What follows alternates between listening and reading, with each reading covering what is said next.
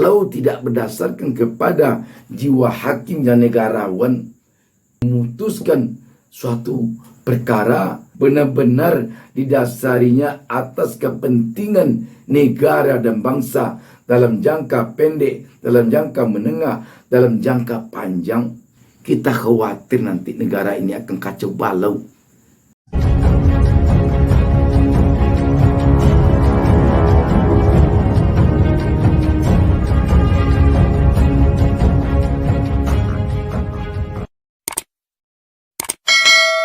Assalamualaikum warahmatullahi wabarakatuh.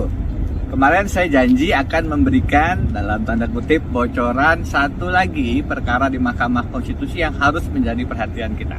Apa itu? Ada permohonan dari Partai Solidaritas Indonesia terkait dengan batas umur usia calon presiden. Sekarang Undang-Undang Pemilu mengatakan batasnya itu 40 tahun. Mereka minta agar diubah menjadi 35 tahun minimal. Nah, ada 3 dalam tanda kutip bocoran saya untuk kita paham soal perkara ini. 1, biasanya MK mengatakan soal umur itu adalah open legal policy. Mereka menghindar karena itu menjadi kewenangan dari para pembuat undang-undang. Yang kedua, saya melihat PSI dengan segala hormat ke teman-teman itu adalah afiliasi politik dari Presiden Jokowi. Jadi selain mempunyai PDI Perjuangan, Pak Jokowi juga punya sekoci partai yang namanya PSI, sehingga biasanya aspirasinya sejalan dengan Presiden Jokowi. Karena itu menjadi menarik untuk analisis yang ketiga. Bukan hanya saya mengatakan, tapi ini menjadi pintu masuk bagi Gibran, Wali Kota Solo, anak Pak Jokowi, untuk bisa menjadi salah satu pasangan calon mungkin wakil presiden di Pilpres 2024. Apakah betul demikian? Kita harap MK konsisten untuk memutuskan perkara ini berdasarkan kepentingan bangsa, yaitu betul-betul soal konstitusionalitas, bukan masuk ke wilayah strategi Pilpres yang mungkin justru tidak sejalan dengan kepentingan bangsa Indonesia. Dari Geelong, Melbourne, Australia, tetap sambil mancing. Assalamualaikum warahmatullahi wabarakatuh. Assalamualaikum warahmatullahi wabarakatuh. Kita berjumpa kembali. Saya Bustami Narda. Tak lupa mendoakan kepada Allah Subhanahu Wa Taala, Tuhan Yang Maha Esa. Semoga kita seluruhnya mendapatkan keberkahan hidup dari Allah Subhanahu Wa Taala, dan semoga kita diberinya petunjuk ke jalan yang benar. Sahabat BN, saya akan bacakan sebuah berita tentang pengajuan gugatan Partai PSI ke Mahkamah Konstitusi berkaitan dengan batas usia untuk menjadi presiden dan wakil presiden. Liputan 6 menurunkan berita di bawah judul "Buka kemungkinan gugatan PSI ke MK berkaitan dengan wacana Prabowo Gibran". Liputan6.com, Jakarta. Partai Solidaritas Indonesia PSI mengajukan uji materi terhadap Undang-Undang Nomor 7 Tahun 2017 tentang pemilu ke MK, khususnya pasal 169 huruf Q tentang batas minimal usia capres dan cawapres. Gugatan ini dinilai sebagai pintu masuk bagi Wali Kota Solo Gibran Rakabuming Raka menjadi kandidat cawapres. Terakhir muncul wacana Gibran bakal disandingkan dengan Prabowo Subianto. Direktur Eksekutif Indonesia Political Opinion (IPO) Dedi Kurnia Shah menilai gugatan PSI mengenai batas usia minimal capres dan cawapres adalah hak warga negara. Terlebih jika memang benar gugatan itu sebagai cara untuk menyiapkan Gibran. Gugatan itu hak setiap warga negara termasuk kader PSI.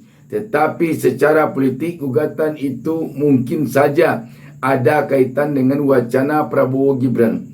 Meski secara substansi belum tentu benar-benar untuk memperjuangkan Gibran, kata Dedi kepada wartawan Selasa 30 Mei 2023. Dedi menyebut dalam skema survei Top of Mind yang dilakukan IPO, nama Gibran sama sekali tidak pernah terfikir oleh publik jika secara serentak ia dipropagandakan lalu berhasil menjadi kandidat.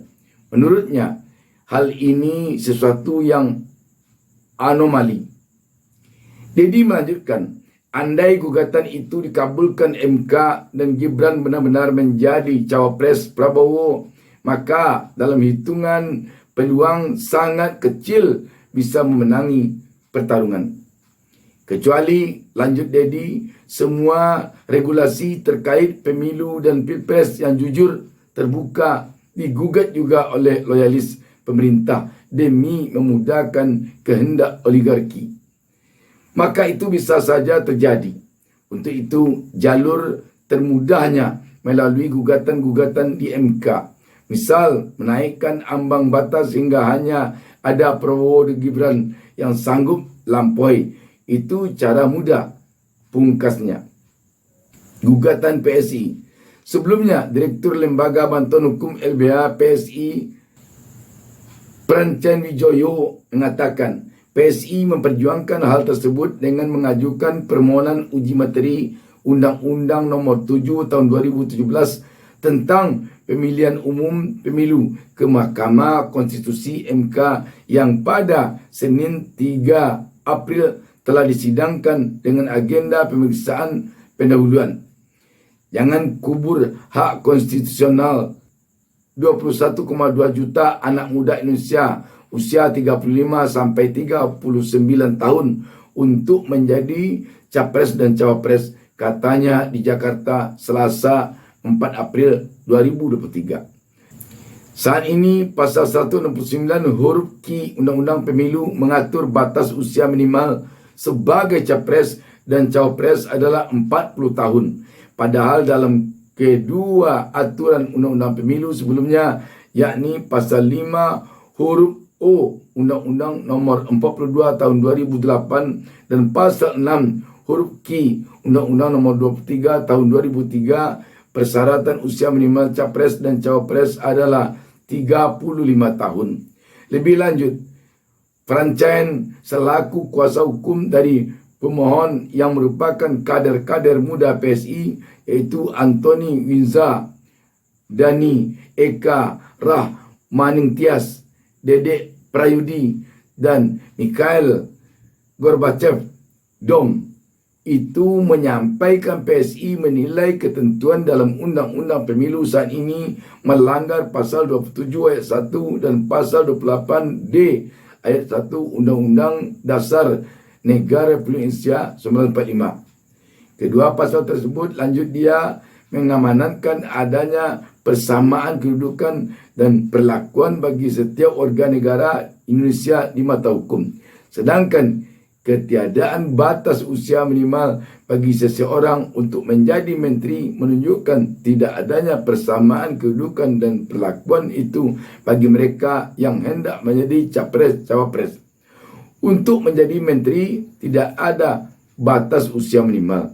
Menteri dapat melaksanakan tugas kepresidenan seketika presiden dan wakil presiden mangkat, diberhentikan atau tidak dapat melakukan kewajipannya secara bersamaan dalam masa jabatannya yang diatur dalam pasal 8 ayat 3 Undang-Undang Negara Republik Indonesia 1945. Dengan demikian, ada potensi menteri yang belum berusia 40 tahun bisa melaksanakan tugas kepresidenan. Jelas Prancen.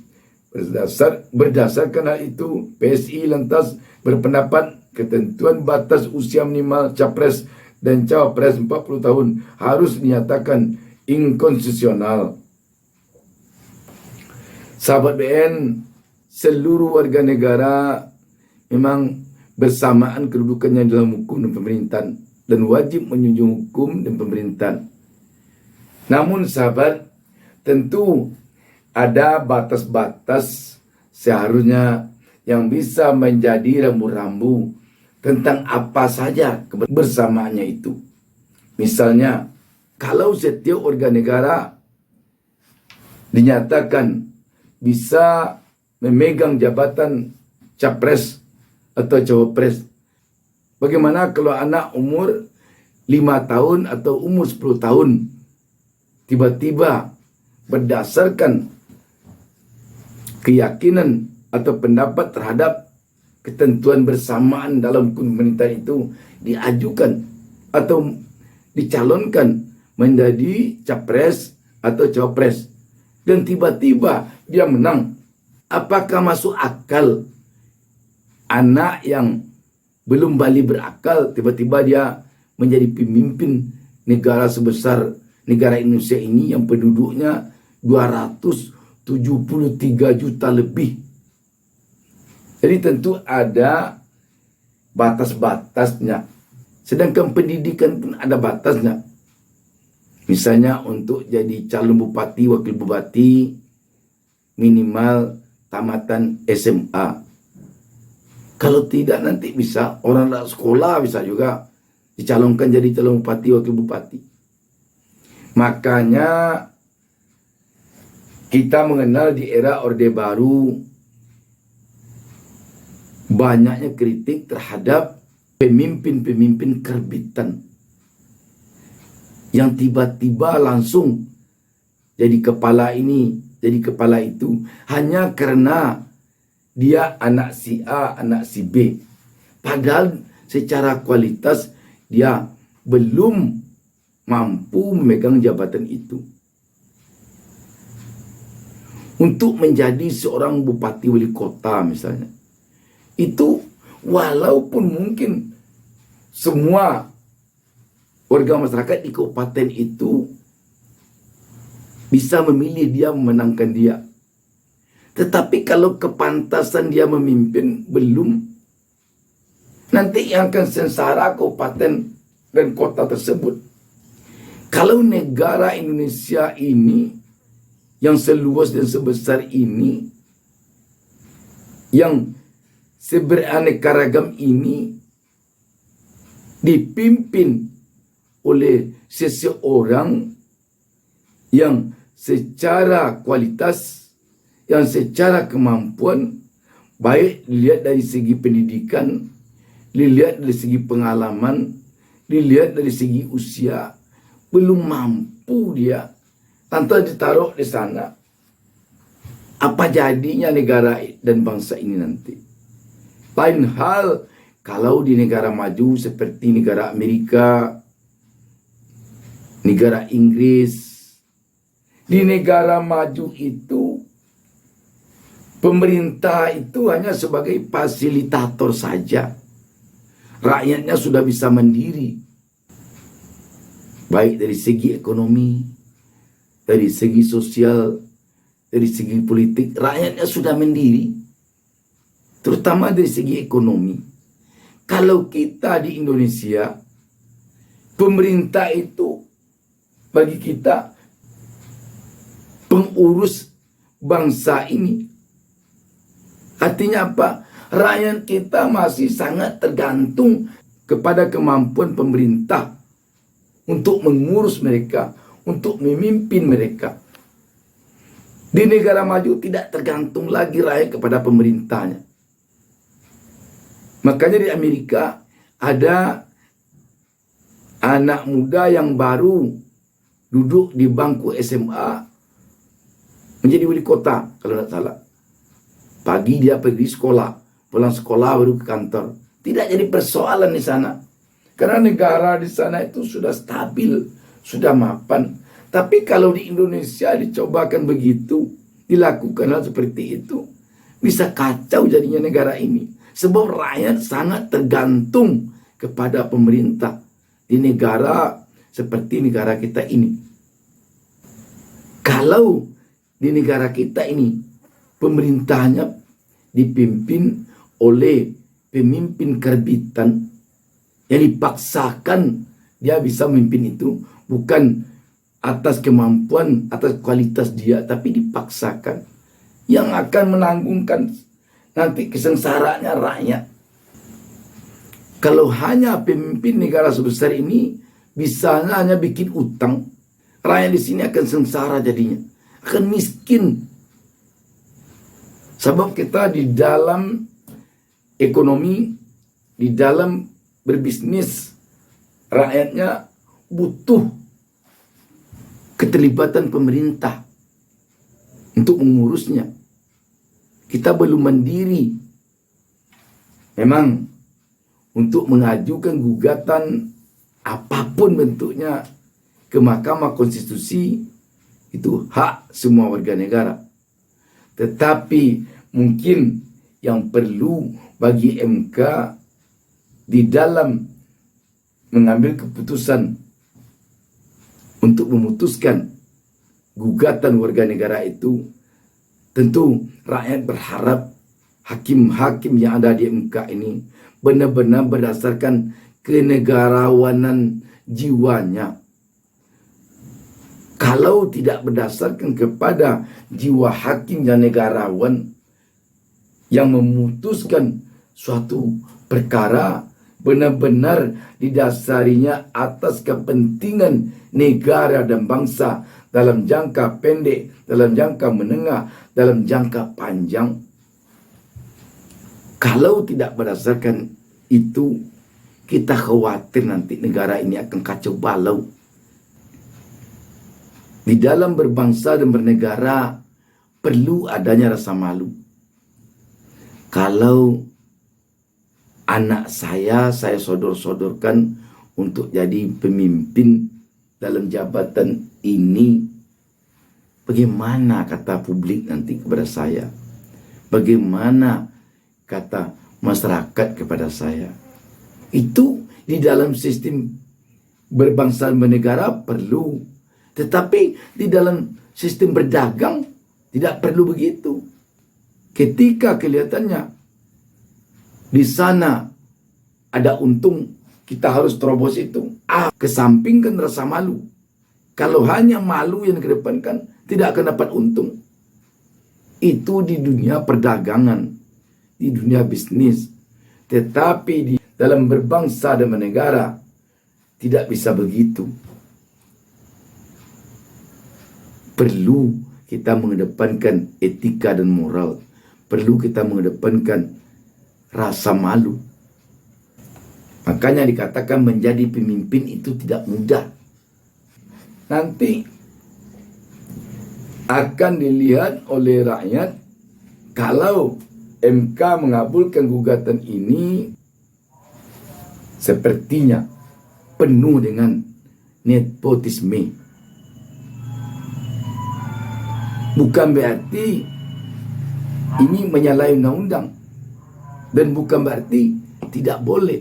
Tetapi kalau hanya gara-gara ingin Gibran menjadi cawapres tahun 2024, lantas undang-undang ini diubah oleh MK khusus yang mengatur tentang usia, tentu.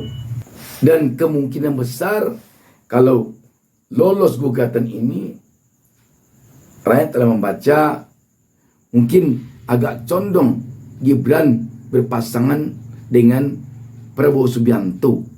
Gibran sebagai cawapres. Kalau untuk masuk ke PDIP mungkin agak sulit, karena di sana tentu ada lagi Puan yang menjadi pertimbangan Megawati. Demikian, wassalamualaikum warahmatullahi wabarakatuh. Jangan lupa subscribe. Jangan lupa subscribe.